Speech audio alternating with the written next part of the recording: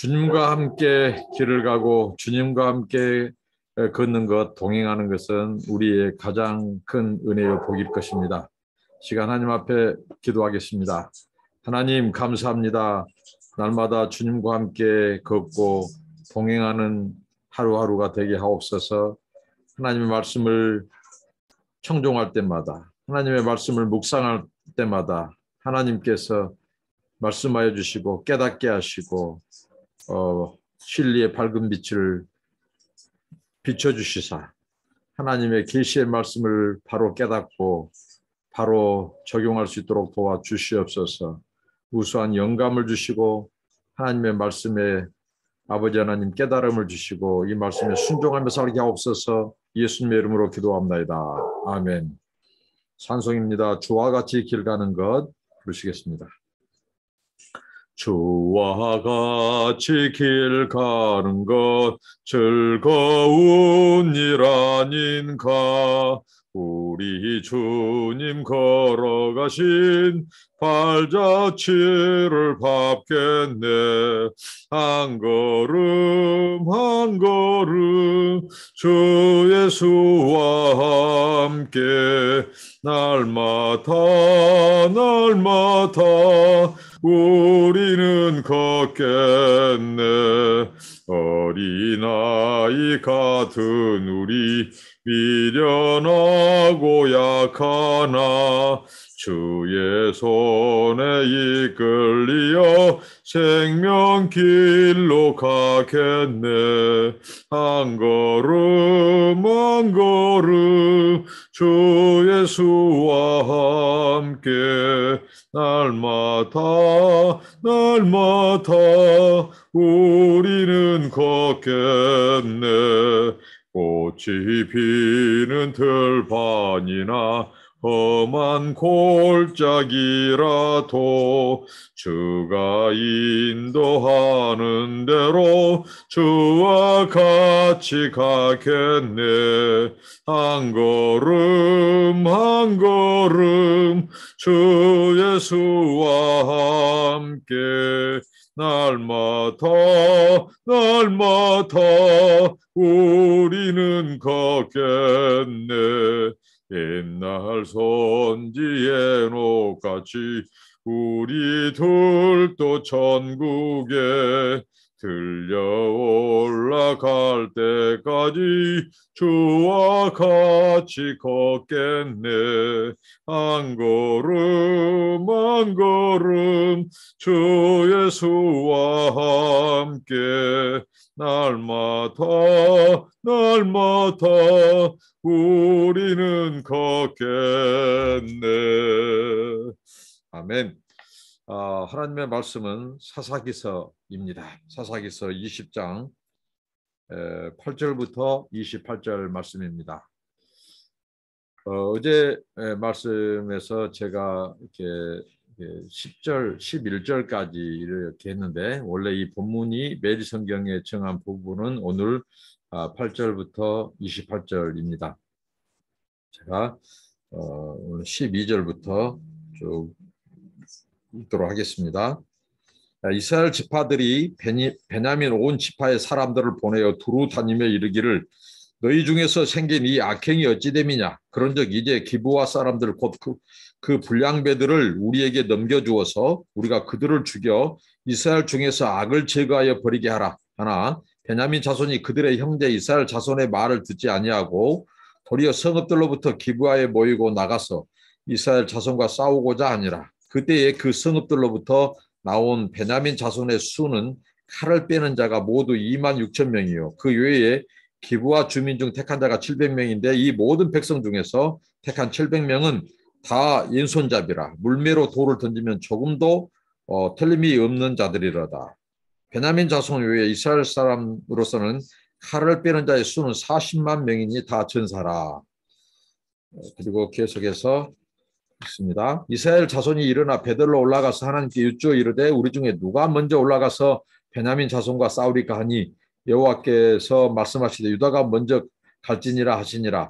이스라엘 자손이 아침에 일어나 기브아를 대하여 진을 치니라. 이스라엘 자손이 나가 베냐민과 싸우려고 진열을 갖추고 기브아에서 그들과 싸우고자 하매 베냐민 자손이 기브아에서 나와서 당일에 이스라엘 사람 2만 2천 명을 땅에 엎드렸으나 22절입니다. 이스라엘 사람들이 스스로 용기를 내어 첫날 전열을 갖추었던 곳에서 다시 전열을 갖추니라.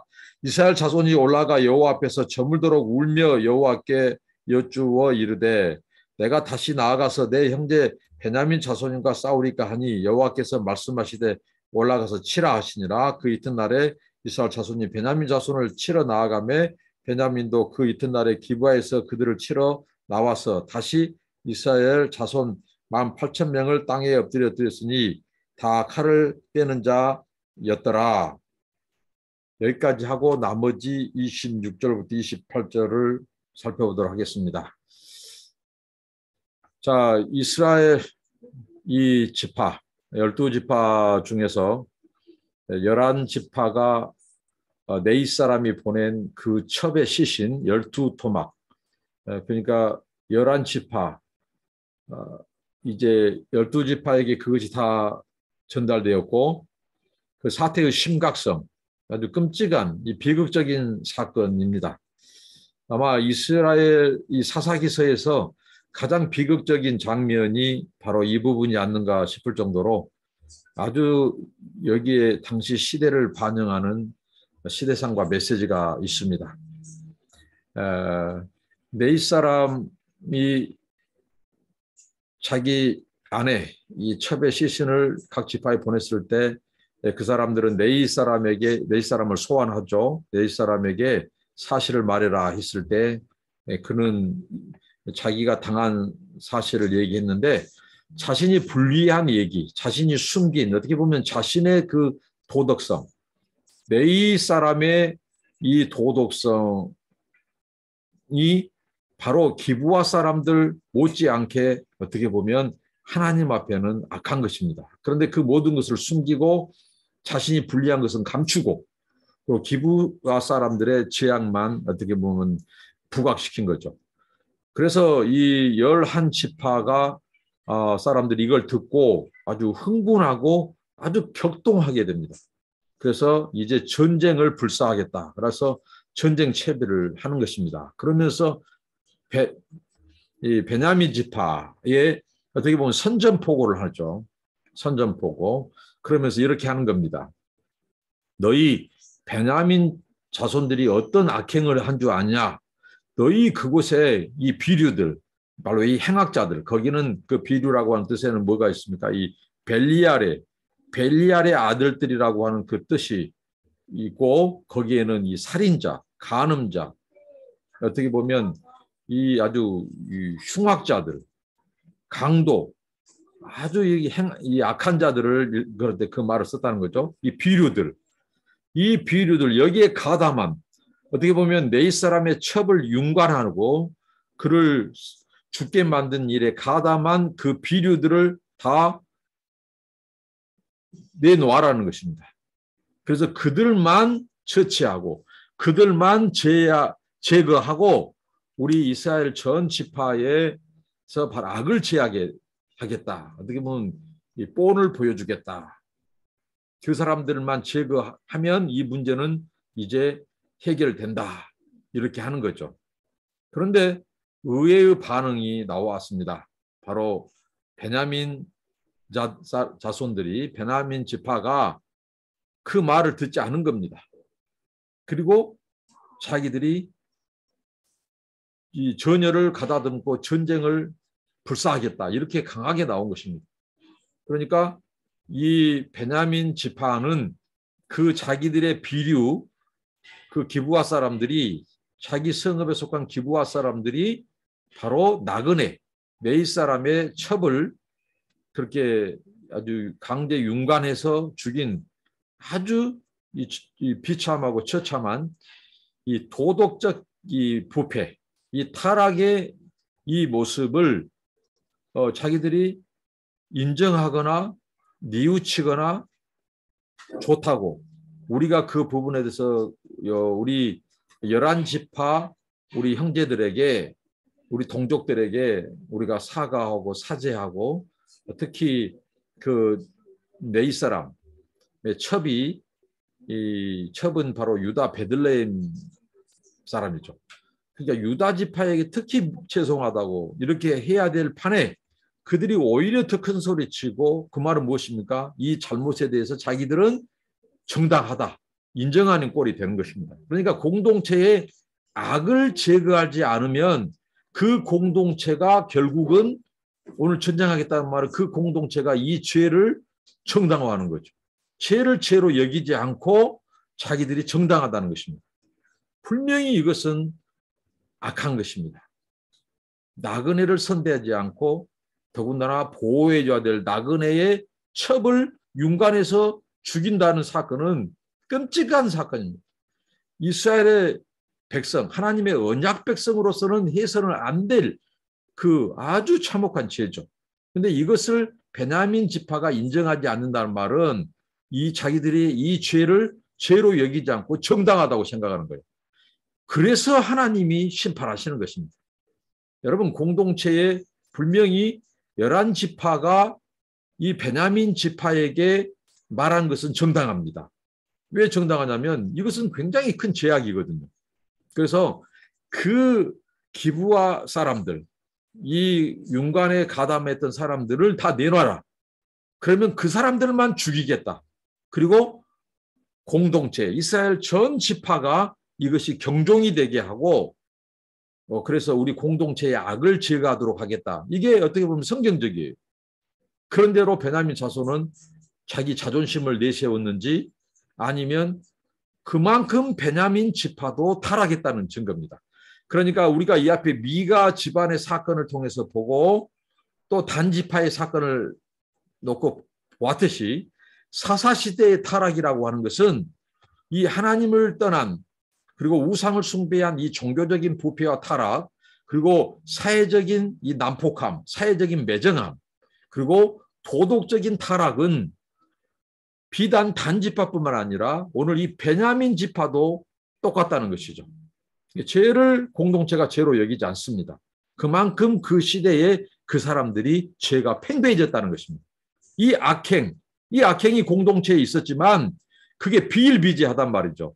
더군다나 이 히브리서를 풀어보니 이 비류들이라고 하는 그 표현, 그 비류들이라고 하는 그 표현에 바로 기브온의 유지들, 리더들이라고 하는 뜻이 있다는 것입니다. 그 히브리서 의미에. 그러니까 그 악행을 저지른 사람들이 다름이 아니라 기브아 사람들 중에서 유지들, 리더들을 급이었다는 것입니다. 바로 지도자들이 이 악행을 저질렀어요. 그러니까 유전, 무죄, 무전, 유죄죠. 돈이 있고 권력이 있으면 어떻게 합니까? 죄를 다 덮어버려요. 무죄에 만들어버려요. 그러니 이들이 죄를 인정하겠습니까? 그래서 이들이 전쟁을 하겠다고 사람을 군사를 모집하는데 2만 6천 명 그리고 700명은 기브아 사람들에서 700명은 따로 뽑았는데 그들은 왼손잡이 더군다나 왼손잡이뿐만 아니라 바로 물맷돌에 능한 사람들입니다. 그래서 심지어는 머리털 한 오라기도 그 물맷돌로 던지면 빈틈없이 맞출 수 있는 그 정도로 실력을 갖춘 이 장수 700명 그리고 2만 6천 명이 자 이스라엘 11지파가 모집한 군대는 몇 명입니까? 40만 명입니다. 거기서 4만 명은 물자를 조달하는 바로 이 병참군과 같은 4만 명 이렇게 해서 장기적인 전쟁을 대비하고 이제 전쟁을 이제 하는 것이죠. 싸움을 합니다. 이 예손잡이 더군다나 물맷돌에 능하는 것입니다. 당시 고대 근동 전쟁에서 왼손잡이가 매우 유리하다는 것이죠. 대부분 병사들이 오른편잡이와 칼싸움을 하고 전쟁을 합니다. 근데 왼편은 희귀하는 거예요. 그렇기 때문에 왼편 오른손잡이는 왼손잡이에게 약합니다. 근데 이 왼손잡이 용사가 물맷돌도 잘 쓰는 용사들이에요. 이 700명. 그래서 이제 싸움을 치릅니다. 싸움을 치는데 이들이 이제 물어보죠. 하나님 앞에 하나님 누가 저 베냐민 저 우리 동족 저 베냐민 지파를 치러 갑니까? 그래서 하나님이 유다 지파가 가라고 합니다. 왜 유다 지파가 가겠습니까? 유다 지파가 가장 당시에 큰 지파였고 그 다음에 그 내인의 첩이 바로 유다 사람 베들레헴에서 사는 여인이었습니다. 그래서 유다 지파가 이제 어떻게 보면 당연한 거죠. 올라갑니다. 유다 지파가 선두로 이제 가죠. 갔는데 이 전쟁에서 의외의 결과가 나왔습니다. 무엇입니까? 바로 이 베냐민 지파 그 군사가 2만 2천 명의 연합군, 11지파 연합군을 쓰러뜨립니다. 이 전쟁에서 패배했어요. 전투에서. 상상치 못할 일이 일어났죠. 그러니까 전쟁은 여호와께 속한 거예요. 성경은 어떻게 보면 적은 수로도 하나님이 이기게 할 때가 있어요. 그런데 많은 군사 수로도 전쟁에서 패배할 때가 있어요. 방금 이런 상황입니다. 이스라엘 연합군 40만 명이 2만 6천 플러스 700명의 물맷돌 용사를 당해내지 못하고 2만 2천 명이 죽임을 당합니다. 그 다음에 이제 이들이 전열을 가다듬고 이제 울고 전열을 가다듬고 2차 전투를 합니다. 그런데 여기에서도 이들이 18,000이 죽습니다. 2차에서도 패배한 거예요. 물론 이 베냐민 지파의 군대가 이 피해를 본 그 피해 규모는 성경이 밝히지 않고 있습니다. 그러나 1차, 2차 모두 다 패배했어요. 근데 2차에 올라갈 때도 이들이 이제 하나님 앞에 이제 묻긴 하는데, 자, 1차에 딱 보면, 자, 오늘 1차, 2차의 이 패배 요인을 보면 무엇에서부터 잘못됐는가? 성경은 그것을 자세히 이 사사기 이 저자가 말해주진 않습니다만은 거기에 대한 이 실마리, 단서가 되는 이런 말씀들은 주고 있습니다. 무엇이냐면요. 1차 때 저들이 하나님 앞에 묻는 것. 지금까지 이 사사기에 앞서서 타락한 그들이 부패하고 하나님을 떠나고 우상을 숭배하는 데서 하나님께 기도했다. 또 이런 가나안의 종족이 침입해 올 때 하나님을 의지했다. 이런 부분은 없습니다. 그러니까 하나님을 의지하지 않고 자기들이 임의로 이따 같은 사사도 세우기도 하고 자기들이 임의로 전쟁을 치루어요. 하나님께 기도했다거나 물었다는 그런 본문은 없습니다. 근데 이제 이들이 가나안 사람을 정복하는 것 아니고 동족을 치는 일에는 하나님께 물어요. 동족을 치는 일. 원래 그 물음은 더 가나안 족속을 치러 올라갈 때, 가나안을 정복할 때 오히려 그들이 그 신앙이 있었어야 돼요. 그런데 어떻게 보면 동족끼리 전쟁하는 데에 이제 묻는다는 것이죠. 이것도 문제가 있지만 더 중요한 것은 하나님 앞에 묻는데 원래 이렇게 물었어야 한다는 거죠. 하나님, 우리가 저 베냐민 지파와 이 동족끼리 싸우는 것이 하나님의 뜻입니까? 아닙니까? 이 전쟁이 하나님이 기뻐하십니까? 안 기뻐하십니까? 이것부터 물었어야 한다는 거예요. 근데 이미 저들이 칠 것을 미리 정해놓고 이 전쟁을 하는 거죠. 그러니까 하나님 앞에 묻지 않고 단 누가 먼저 치러 올라가리까? 이미 자기들이 결정해 놓고 하는 거예요. 그러니까 이게 바로 하나님의 주권을 어떻게 보면 올바로 묻지 않는, 무시하는 이게 불신앙적인 태도라는 것이죠. 묻는 것은 잘하였으나 그들이 이미 자기들의 뜻을 정해놓고 무엇입니까? 이미 싸움을 기정사실화 해놓고 하고 이렇게 올라갔습니다. 그래서 패배했습니다. 2차도 마찬가지입니다. 근데 이걸 통해서 하나님께서는 먼저 이 11지파 연합군의 모습을 보게 하시는 겁니다. 그들 안에 있는 내부의 죄악은 없는가를 보게 하신 것입니다. 하나님께서 기브아 사람들이 행한 이 악행은 하나님 보시기에도 악하고 율법에도 굉장히 악한 제목들입니다. 그런데 이미 그들은 하나님의 이 진노, 하나님의 징계, 심판의 그 대상이 됩니다. 그런데 그것을 수행하는 사람들이 네 사람 뿐만 아니라 11지파 안에 있는 죄를 하나님께서는 먼저 돌아보게 하시는 것입니다. 그들의 죄는 무엇일까요? 네 사람, 우선 네 사람의 그 애곡된 말을 듣고 흥분을 했던 그들 안에 있는 죄악 무엇이겠습니까? 그들 안에 있는 우상숭배, 종교적인 타락과 부패, 그리고 그들의 역시 윤리적이고 도덕적인 타락도 있었다는 것입니다. 일단은 우선 네 사람의 범죄만 놓고 보더라도 그는 정말 그가 11지파에게 첩의 아내의 시체를 쪼각내서 피비린내 나는 소포를 보냈지만 그 사람의 죄로 말할 것 같으면 하나님 앞에 역시 그도 징계와 심판감이라는 거죠.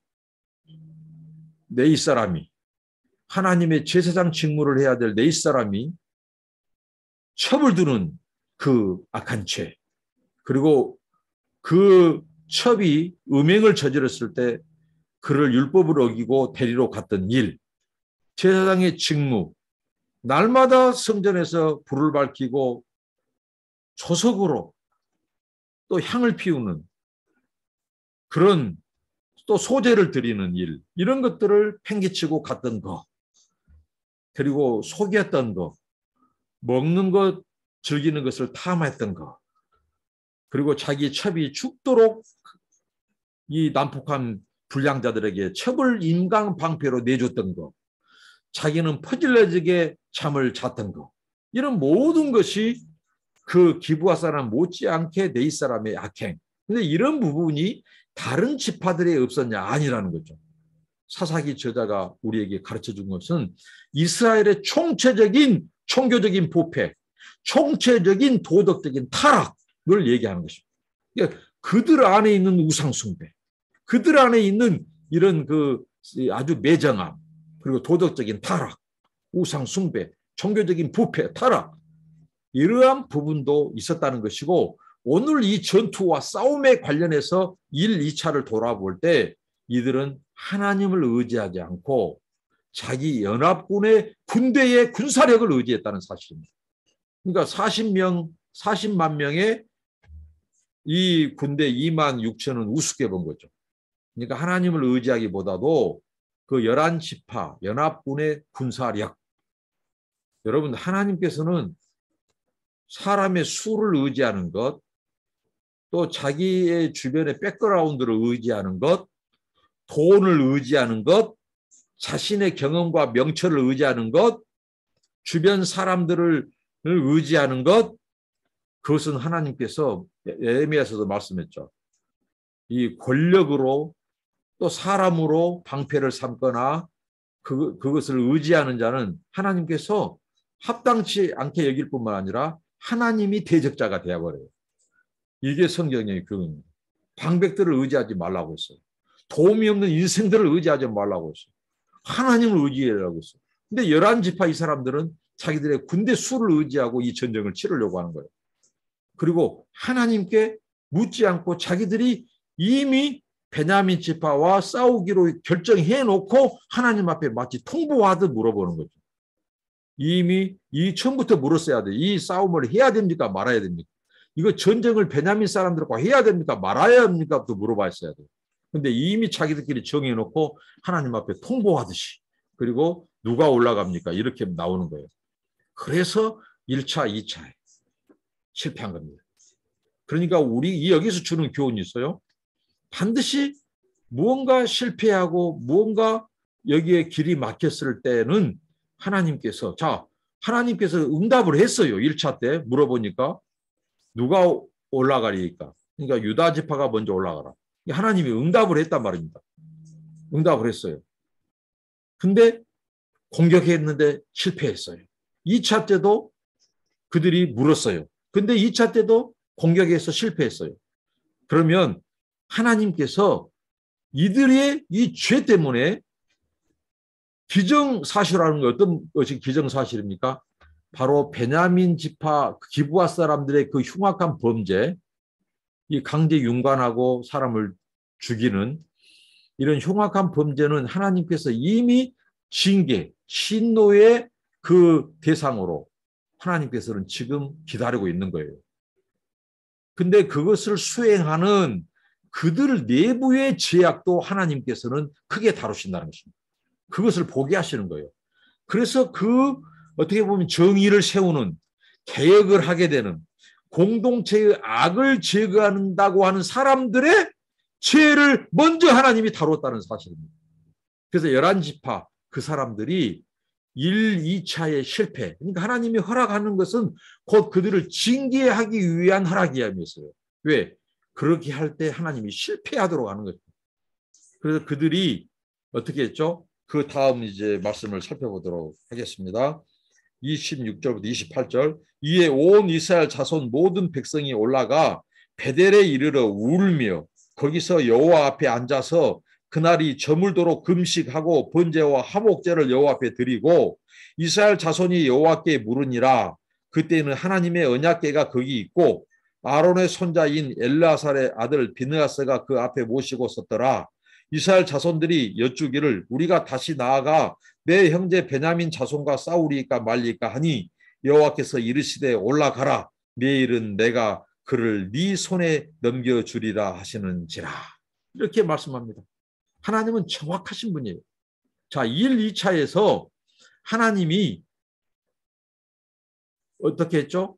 자, 누가 치러 올라갑니까? 유다 지파.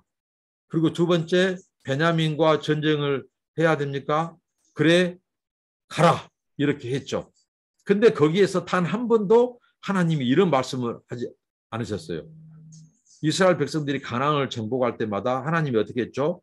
내가 그들을 너희에게 넘겼다. 너희에게 내가 붙였다. 이것은 내가 그들을 주었다는 거죠.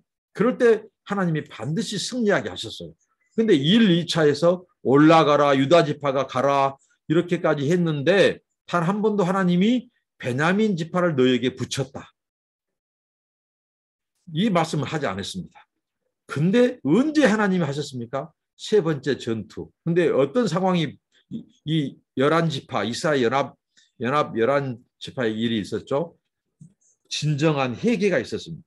울며 여호와 앞에 앉아서 저물도록 금식하고 흉악의 결박을 푸는 금식을 하고 또 번제와 화목제를 여호와 앞에 드리고 제사의 회복, 이 신앙의 이 회복, 그리고 그들이 여호와께 물었는데 하나님의 언약궤가 있고, 그러니까 하나님의 언약궤가 있다는 말은 실로에가 있는 언약궤, 여기에 지금 베델에 있습니다. 그 언약궤를 실로에서 베델로 옮겨서, 그리고 당시에 비느하스라고 하는 이 제사장에게 물었습니다. 아마 우림과 둠빔을 사용해서 물었겠죠. 그래서 우리 형제 이 베냐민과 그 전에는 어떻게 했죠? 이미 싸움을 정해놓고 자기들이 누가 먼저 올라갈 걸 물었습니다. 근데 이제는 1, 2차 이미 2만 6천 명밖에 안 되는 베냐민에게 자존심이 구겨질 대로 구겨졌고 패배를 했어요. 그러니까 이 기도가 굉장히 유축되고 흔들린 모습도 있지만 이 기도 속에 하나님의 온전한 주권을 비로소 인정하기 시작했다는 것입니다. 그러니까 만약에 하나님께서 내 동족 베냐민과 전쟁을 해야 됩니까 말아야 합니까 하고 하나님의 주권을 물었어요. 이 제사장 비느하스를 통해서 우림과 둠빔을 사용해서 물었어요. 그런데 만약에 하나님이 올라가지 마라. 내가 이 전쟁은 이제 더 이상 허락지 아니한다고 했으면 어떻게 되는 거죠? 11지파 40만 명이 2만 6천 명의 베냐민 지파 군대에게 두 차례에 걸쳐서 4만 명이 전사하고 마는 이런 엄청난 타격을 입고 패배하게 되는 이렇게 전쟁이 결말 날 수도 있는 상황이에요. 그럼에도 불구하고 그들이 온전히 하나님의 주권을 신뢰하고 했다고 하는 것은 바로 이들의 회개를 통해서 이들의 믿음이 회복된 것을 의미합니다. 자, 이렇게 될 때 비로소 너희가 올라가라. 전쟁을 해라. 내가 그들을 붙였다. 무슨 말씀입니까? 그러니까 이미 기브아 사람들의 악행은 하나님의 진노 아래 있었던 거예요. 하나님의 징계 카드에 있었던 거예요. 그런데 하나님이 11지파 연합군이 1, 2차에서 수가 터무니없이 작은 바로 이 기브아 베냐민 사람들에게 1, 2차 40만 명이 패배하게 하는 것은 바로 하나님의 공의를 세우려고 하는 하나님의 정의와 계획을 세우려고 하는 그래서 공동체의 악을 제거하려고 하는 너희들은 어떠냐?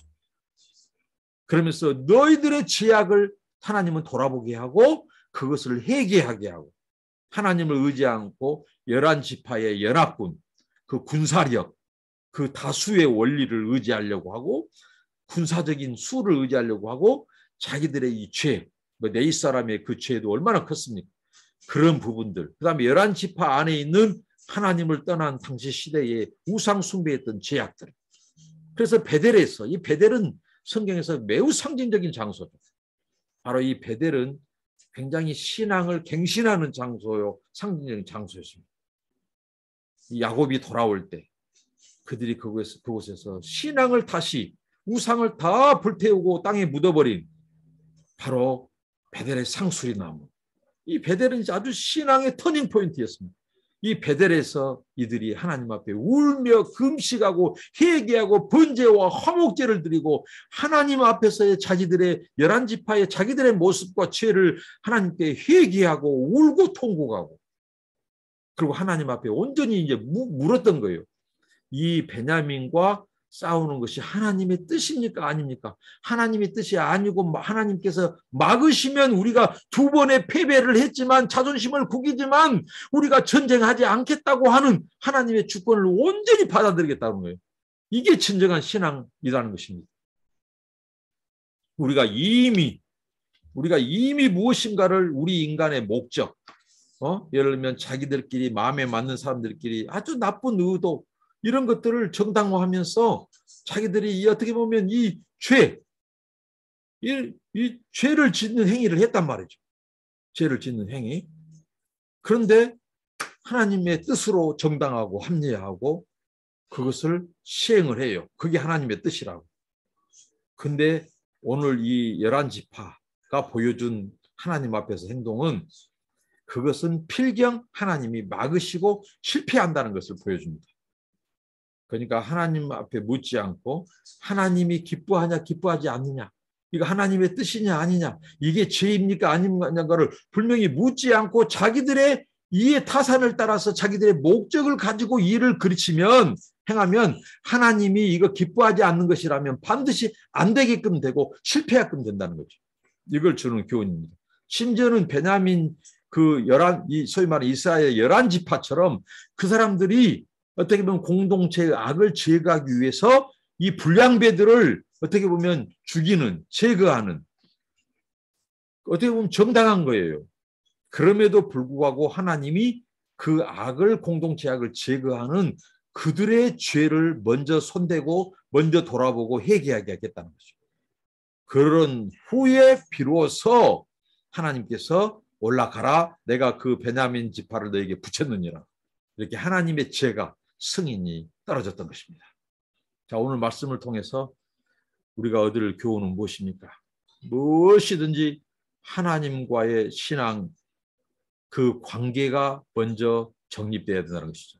그리고 우리가 공동체의 악을 제거하고 공동체에 하나님의 그 공의를 세우는 데 있어서 그것을 시행하는 먼저 우리 자신들, 사람들을 돌아봐야 한다는 거죠. 저 역시 하나님 앞에 지극히 작은 죄도 그때마다 하나님 앞에 끄집어내고 토설하고 통회하고 애통하고 자복하고 제 자신을 먼저 돌아보고 늘 힘쓰고 의지하고 성령님을 의지합니다. 회개합니다.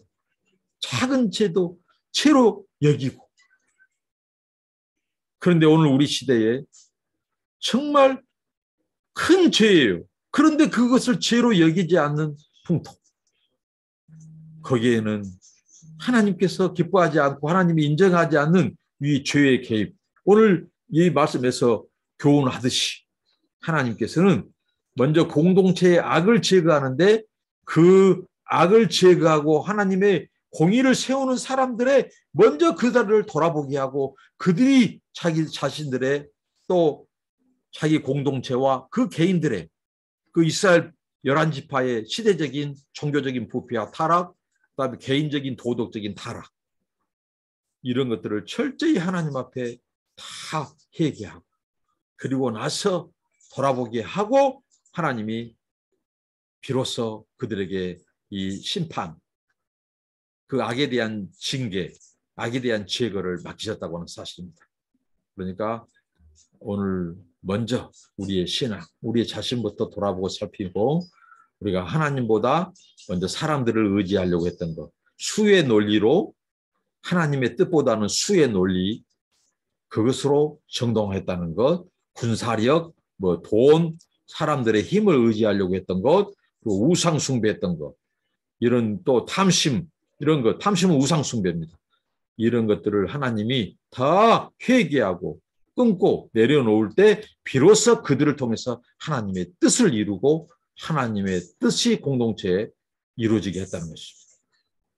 아무튼 이 이스라엘의 총체적인 타락과 부패 앞에 하나님께서 우리에게 보여주고자 하는 것은 이제 하나님이 세우실, 하나님께서 이 하나님을 왕으로 인정하지 않고 자기 소견에 오른 대로 인정하는, 그래서 왕이 없으므로, 제도적인 또 왕이 없으므로 그렇게 타락했던 시대에 하나님께서 이제 바로 왕을 지명하여 예비하는 그 시대적인 준비를 하고 계시고, 이런 처참한 동맹, 이스라엘 지파 안에 일어난 이 전쟁, 이건 비극입니다. 더군다나 이 이스라엘 백성들은 인류를 구원할 메시아의 출생, 제사장 나라로 부름받은 여기 안에도 지파 안에도 분열과 동맹의 금이 가고 전쟁을 치렀다는 거죠. 이것은 무엇입니까? 바로 죄였습니다. 공동체를 다툼과 분쟁과 싸움으로 가게 하는 것은 바로 하나님을 두려워하지 않고 자행하는 죄 때문입니다.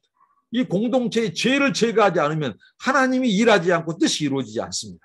그래서 하나님은 이 죄를 제거하기 위해서 지파 안에서의 전쟁이지만 하나님이 허용하신 것입니다. 하나님의 주권이. 그러면서 이 비극적인 이 구조는 이제 결국은 하나님의 구속 이야기, 구원 드라마에 대한 그 희망을 우리에게 보게 하는 것이죠. 그걸 기도하게 하는 것입니다. 그러면서 이제 눕기로 이어지면서 메시아의 반전, 구원 이야기로 성경이 전개된다는 것입니다. 기도하겠습니다. 하나님 감사합니다. 오늘 이스라엘 11지파가 바로 베냐민 기브아 사람들의 그 악행을 인하여 그들을 흉악자를 제거하려고 하는데 그들이 거부하고, 그래서 전체 이 베냐민 지파와 전쟁하는 상황에서 1, 2차 실패, 그리고 3차는 하나님께서 비로소 허용하는 이 기사를 살펴보았습니다. 하나님 아버지, 공동체 안에 들어온 죄, 하나님이 반드시 하나님이 징계하시고 진노하신다고 하는 것을 우리에게 말씀하시고, 이것을 제거함에 있어서 그 일을 수행하는 사람들의 그 공동체도 돌아보고 회개하고 온전히 하나님과의 관계를 회복하고 하나님만 의지하게 하신 후에 아버지 하나님 그들을 이제 싸움의 대상을 붙이시는 이 말씀을 살폈습니다. 하나님 아버지, 늘 우리 자신을 먼저 살피고 처절하게 울며 통곡하고 회개하고 하나님 앞에 아버지 하나님 주여 신앙 온전한 예배가 회복되게 하셔서 아버지 하나님 우리 안에 있는 우리 자신 안에 있는 모든 죄를 먼저 제거하고 11지파 안에 있는 죄를 제거하고 회개하고 돌이켜서 아버지 하나님 죄악 가운데 빠진 그 한계 베냐민 그들에 대한 하나님의 이 진노와 심판을 수행하는 저희들이 되게 하옵소서. 아버지 하나님 감사합니다. 늘 아버지 하나님 하나님과의 관계 그리고 우리 안에 있는 성결을 먼저 세우게 하옵소서. 예수님의 이름으로 기도합니다. 아멘. 여러분 축복합니다. 감사합니다.